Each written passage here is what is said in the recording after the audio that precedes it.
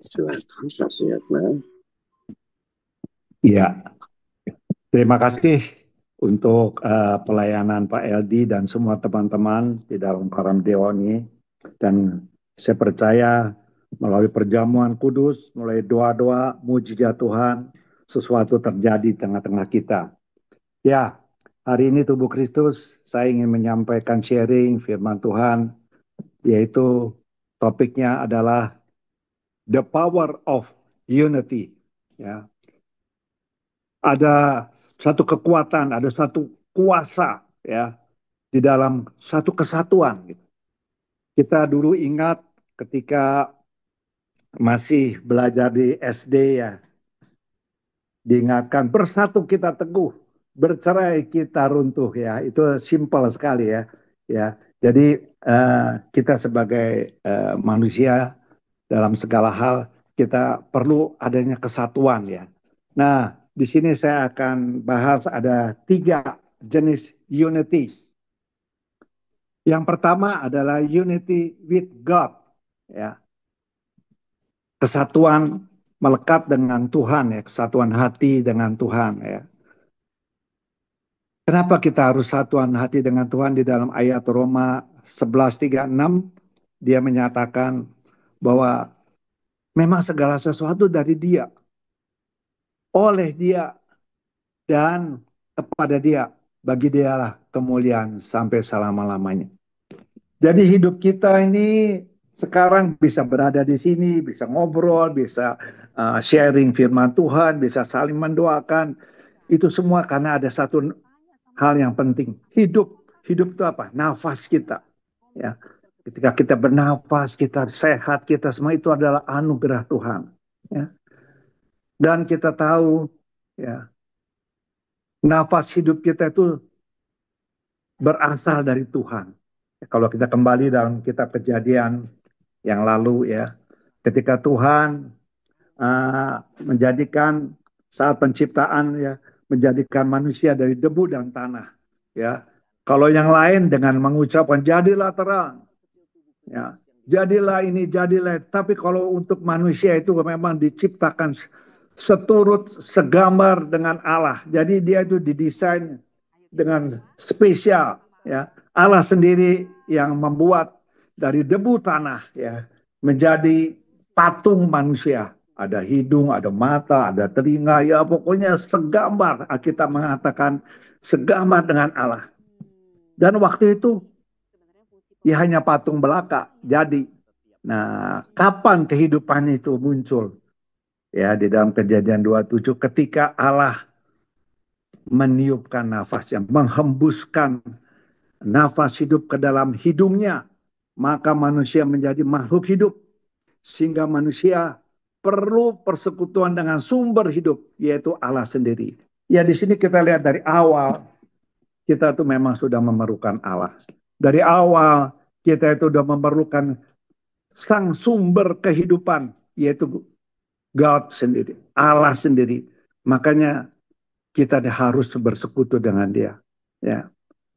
Nah, ini lebih jelas lagi kalau kita lihat di ayat Yohanes 15 ayat 5, ini ayat yang terkenal ya. Saya percaya semua hamba-hamba Tuhan, semua tubuh Kristus sudah tahu nih ayat ini. Ayat ini sering didengungkan, sering disampaikan, dan ayat ini sangat powerful ya. Kita nggak boleh melupakan ayat ini sedetik pun juga ya. Nah, ayat ini kita tahu semua adalah demikian. Akulah pokok anggur dan kamulah ranting-rantingnya. Barang siapa tinggal di dalam aku, ya, dan aku tinggal di dalam dia, ya, ia berbuah banyak. Sebab di luar aku, kamu tidak dapat berbuat apa-apa. Ya, jadi sini jelas bahwa di luar Kristus kita nggak ada berbuat, tidak bisa melakukan apa-apa. Artinya apa? Kita ini ya ya percuma ya. Saya ingat kata-kata Christian ya. Christian kalau dibuat spellnya itu Christ ya. I am nothing ya. Ya. Christ Christian ya. Kalau kita spell C-nya Christ ya. I am nothing ya. Artinya kita dikatakan di situ Di luar Kristus kita nggak bisa berbuat apa-apa. Di luar kita itu sia-sia. Dan kita perlu di sini artinya ada satu persekutuan, ada satu unity dengan Sang Sumber hidup, yaitu pokok anggur yang benar. Ya. Ini pelajaran-pelajaran yang sangat sederhana dan kita perlu diingatkan setiap kali kita keluar rumah, setiap kali kita melakukan hal-hal di depan marketplace, ya di dalam pelayanan dan kita ingat, wow, aku nih ada di sini nih, aku bukannya aku lagi, bahkan Kristus yang ada dalam hidupku. Aku ini harus melekat terus pada Dia yang menjadi sumber hidup, sumber hikmat, sumber segala sesuatu dalam melakukan transaksi, dalam segala kita perlu hikmat tuntunan dari Tuhan. Ya, sebab kalau di luar aku, kamu tuh tidak bisa berbuat apa-apa. Di dalam perjanjian lama ada satu ayat yang sering sekali saya bawakan juga di dalam pemberkatan pernikahan, ya. Kalau orang-orang calon pengantin, saya sering sekali bawa ayat ini, ya. Di dalam Mazmur 127 1-2, ya. Di sini dikatakan nyanyian ziarah Salomo, jikalau bukan Tuhan yang membangun rumah, sia-sialah usaha orang yang membangunnya. Jikalau bukan Tuhan yang mengawal kota, sia-sialah pengawal berjaga-jaga. Sia-sialah kamu bangun pagi-pagi dan duduk-duduk sampai jauh malam. Dan makan roti yang diperoleh dengan susah payah. Sebab ia memberikannya kepada yang dicintanya pada waktu tidur. Ya. Di sini Salomo seorang raja yang luar biasa, yang penuh hikmat. Ya. Seorang raja yang kaya raya, yang luar biasa. Ya. Kerajaannya kita lihat apa yang dikatakan seperti di atas tadi, bahwa jikalau bukan Tuhan, semua itu sia-sia. Jikalau bukan Tuhan, kamu mau bangun rumah tangga, sia-sia. Kamu mau bangun bisnis, sia-sia. Kalau nggak melibatkan Tuhan, kalau nggak mengutamakan Tuhan, kalau nggak menomorsatukan Tuhan, kalau nggak bertelut dulu pada Tuhan, itu semua sia. Mungkin kamu secara fisik kita melihat, wah dia berhasil, dia luar biasa. Tapi di mata Tuhan itu nol besar. Firman Tuhan, sia-sia itu percuma, nggak ada artinya. Ya, yang penting itu kita tuh harus melekat pada Tuhan. Itu yang menjadi sumber kekuatan. Kamu kelihatan hebat ini itu, di luar Tuhan kita lihat banyak orang-orang Pak suka coba lihat tuh orang-orang yang di luar Tuhan, kok begitu hebat ini nih. Ya, memang secara fisik ya, tapi di mata Tuhan itu sia-sia. Di kedalamannya, di jiwanya, di roh yang dia itu, saya percaya nggak ada satu pegangan yang kuat, tidak ada satu batu karang yang kuat. Dia mendirikan rumahnya bukan di atas batu karang yang teguh yang kuat, ya Tuhan.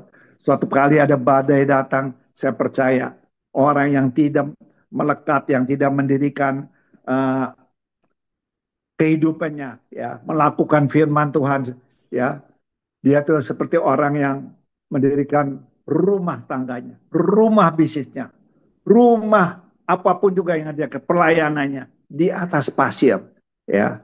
Tapi kalau orang yang sungguh-sungguh, dia itu mendirikan di atas batu. Maka Salomo mengingatkan kita kembali, jikalau bukan Tuhan, seolah-olah kita kalau ngomong itu ya, jikalau bukan Tuhan, tangan kita menuju ke atas.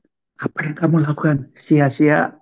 Jikalau bukan Tuhan yang mengawal kota, mengawal kehidupanmu dari pagi hari sampai malam hari, sia-sia. Maka pagi-pagi hari itu sering kita, kenapa koram Deo? Kenapa kita berdoa? Kenapa mencari Tuhan?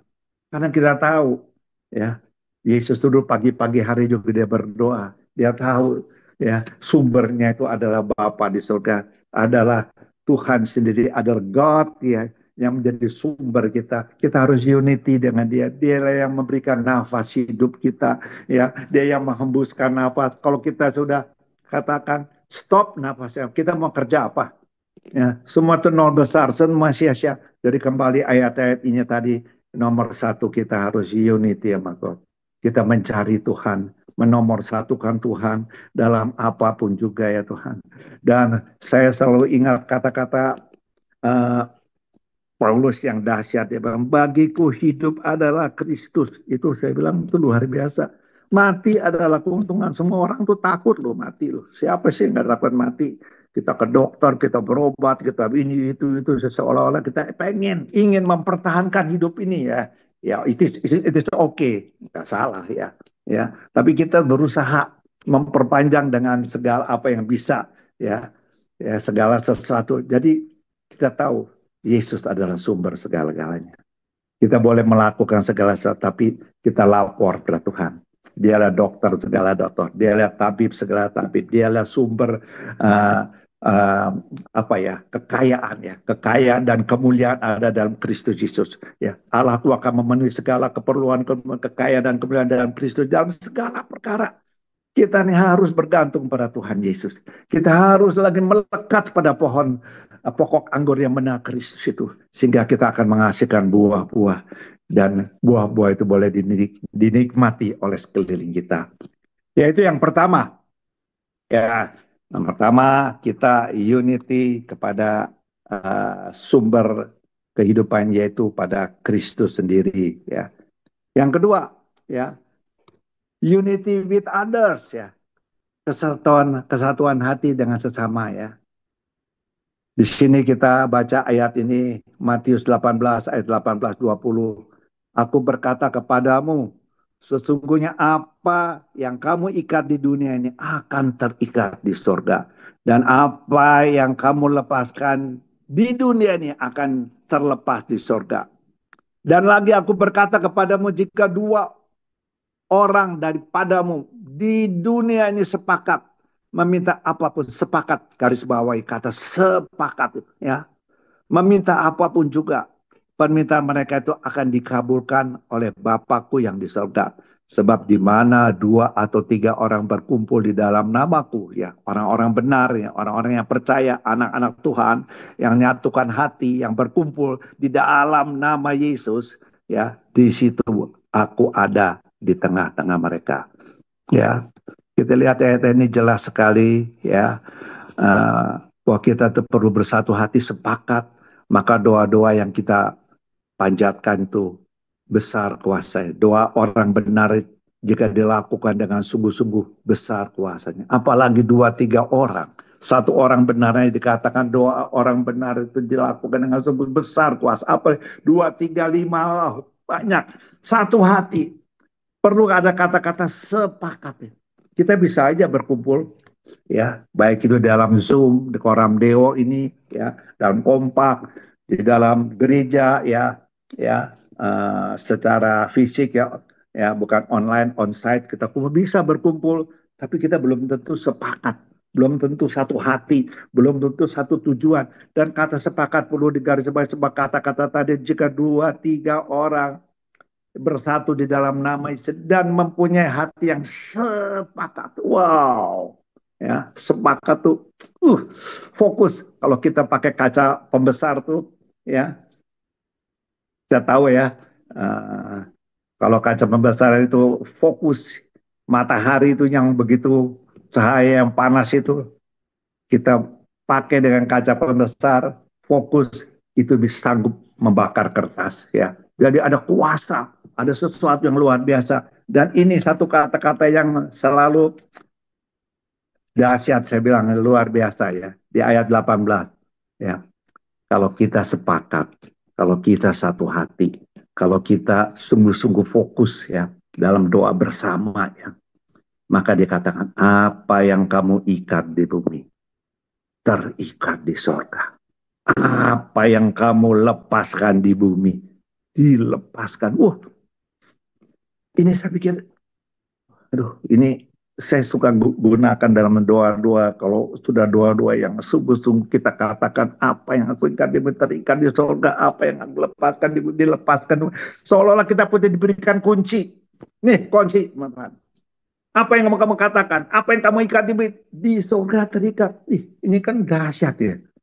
Ada satu relasi yang langsung, ada satu hubungan yang langsung ya. Ketika kita berdoa dengan sungguh-sungguh ya, besar kuasanya itu karena sorga sangat memperhatikan, karena sorga dia mendengar, karena sorga ingin mewujudkan apa yang anak-anak minta, yang doakan, tentunya yang sesuai dengan firman Tuhan. Apalagi ada rema-rema yang Tuhan berikan pada kita. Apa yang kau ikat di bumi, kita ikat, terikat di surga.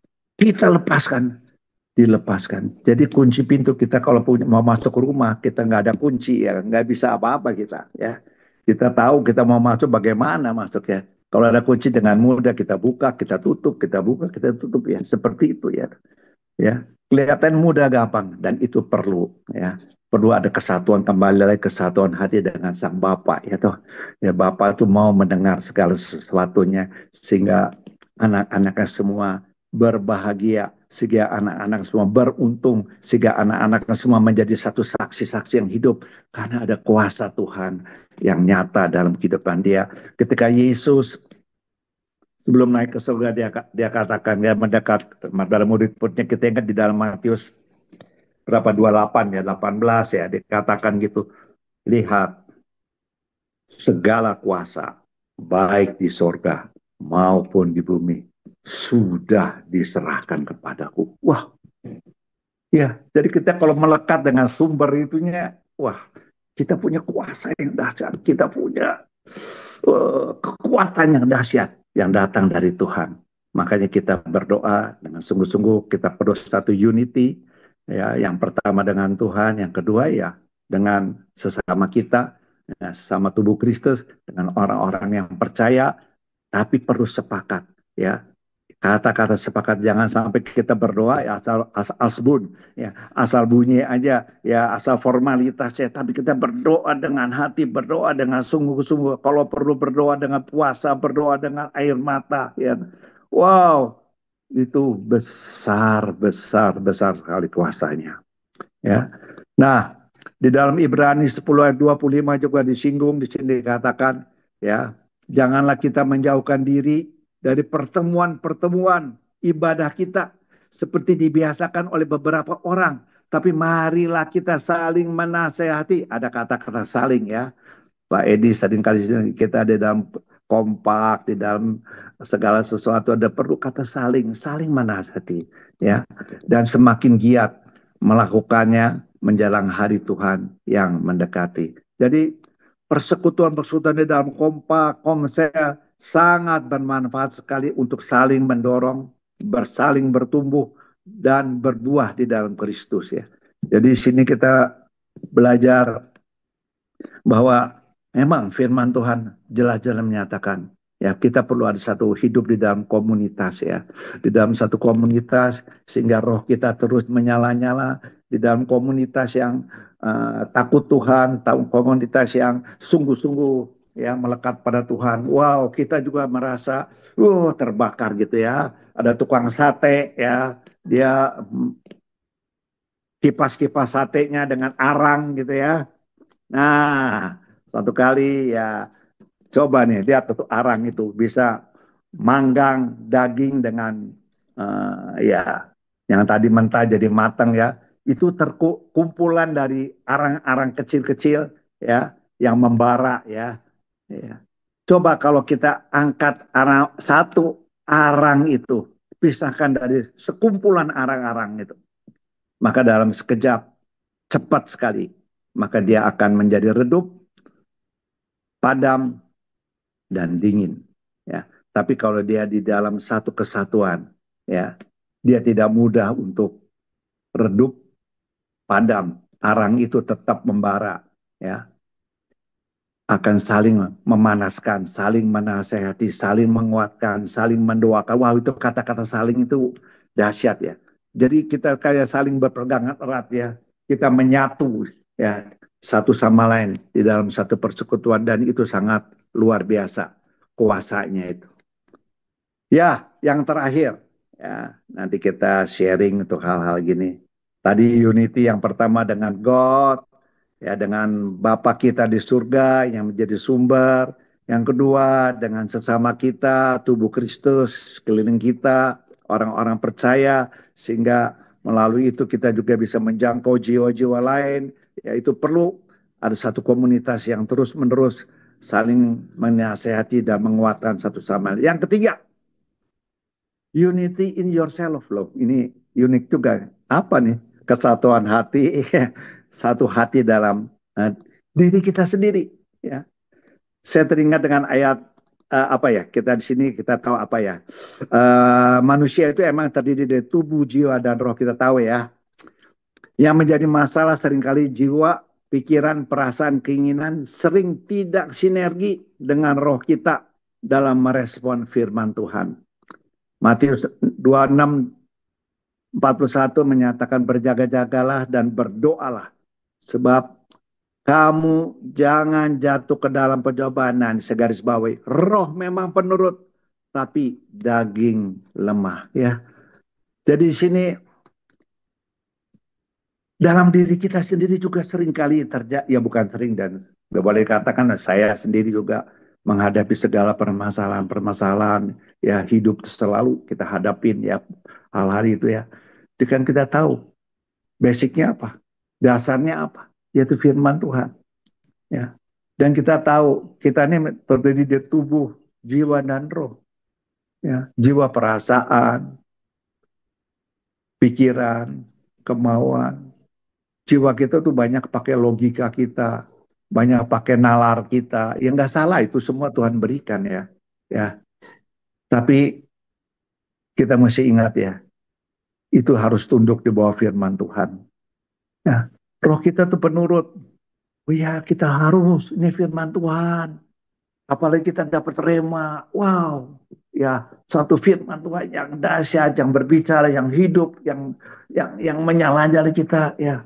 Tapi otak kita, pikiran kita seringkali masa iya ya hal ini ya. Ya, masa iya begini begitu ya. Sehingga eh, membuat apa yang dikatakan firman Tuhan itu tidak sampai menjadi satu kenyataan. Ini adalah suatu pergumulan internal diri kita ya, antara keinginan rohani dan kelemahan daging kita. Kita perlu berdoa dan berjaga sehingga bisa berjalan selaras dengan firman Tuhan. Ya. Kalau kita lihat di dalam Yakobus 1:6-8 dikatakan gitu ya. Kalau kita mau meminta sesuatu, jangan bimbang. Ada kata-kata itu ya. Jangan bimbang. Ya. Sebab orang bimbang itu seperti gelombang laut ya. Ya. Dan dia nggak akan terima apa-apa orang bimbang. Firman Tuhan mengatakan nanti itu dibaca, saya nggak catat di sini. Yakobus 1:6-8 ya. Orang yang bimbang tidak dapat apa-apa. Orang yang mendua hatinya tidak tenang. Orang yang mendua hatinya tidak bisa mencapai apa yang dikatakan firman Tuhan. Seringkali maka saya kadang-kadang suka ya dengan anak ngobrol ya. Hal-hal gitu dengan teman-teman ya. Kita mesti menjaga lidah kita ya.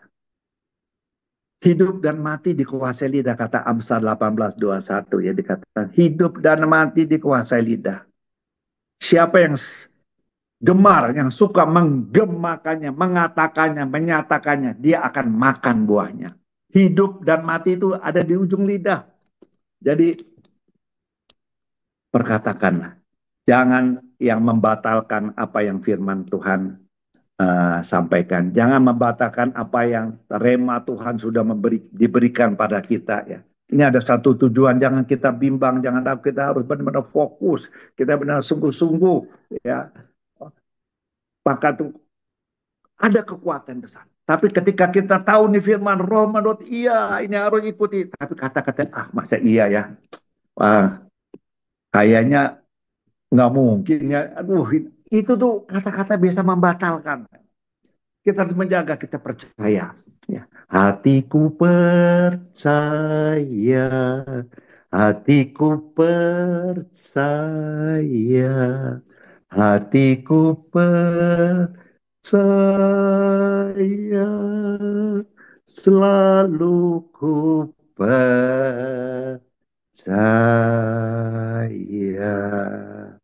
Selalu percaya, bulat, bertekad, nekat untuk semuanya. Dan saya percaya kalau itu menyatu, wah, sorga terbuka, open heaven, ya, berkat-berkat Tuhan menyertai kita, damai sejahtera, sukacita, kebenaran oleh Roh Kudus, ya, ya, hidup berkecukupan, pemeliharaan Tuhan menyertai kita selalu dalam setiap langkah kita, menghadapi setiap tantangan-tantangan itu akan menguatkan otot-otot iman kita. Wow, ada satu God's encounter, ada satu perjumpaan kita dengan Tuhan melalui semua permasalahan-permasalahan yang dihadapi. Tuhan turut bekerja bersama mendatangkan kebaikan bagi orang yang mengasihi Dia. Wow, itu janji-janji Tuhan itu dahsyat. Kalau kita memegang janji-janji itu, kita tidak akan bimbang, kita tidak akan ragu, kita akan habis-habisan pegang itu janji. Dan itu ya dan amin. Firman Tuhan tidak akan berlalu dengan sia-sia. Dia akan melakukan tugasnya. Dan ya dan amin terjadi dalam kehidupan kita semuanya. Saya percaya kalau unity ini ada, terus kita pelihara di dalam kehidupan kita, di dalam koram deo ini, di dalam kompak ini, di dalam rumah tangga, di dalam apapun juga ya, persekutuan dengan Tuhan yang erat, dengan sesama orang percaya, dan juga diri kita juga kuat, teguh, ya, tidak goyah, memegang dengan firman Tuhan. Maka itu besar kuasanya. Kalau kita kembali lihat di dalam Yakobus, Elia itu manusia biasa, ya, Yakobus 5 ya. Tapi dia bisa buka tutup langit, ya. Hujan turun, hujan tidak turun, kita tahu kisah itu kan ya. Manusia biasa, ya, firman Tuhan, saya nggak catat ayatnya di Yakobus 5 tuh ya. Dikatakan gitu, Elia manusia biasa sama seperti Anda dan saya. Kenapa dia? Karena dia tuh pemegang firman Tuhan. Ada rema-rema firman Tuhan. Dia sungguh-sungguh, dia percaya ya, walaupun kelihatannya mustahil, bagi Tuhan tidak ada yang mustahil. Dan saya kira ini yang saya bisa sharingkan, dan biar firman Tuhan meneguhkan, menguatkan kita semuanya, mendatangkan berkat buat kita. Dalam nama Yesus. Amin.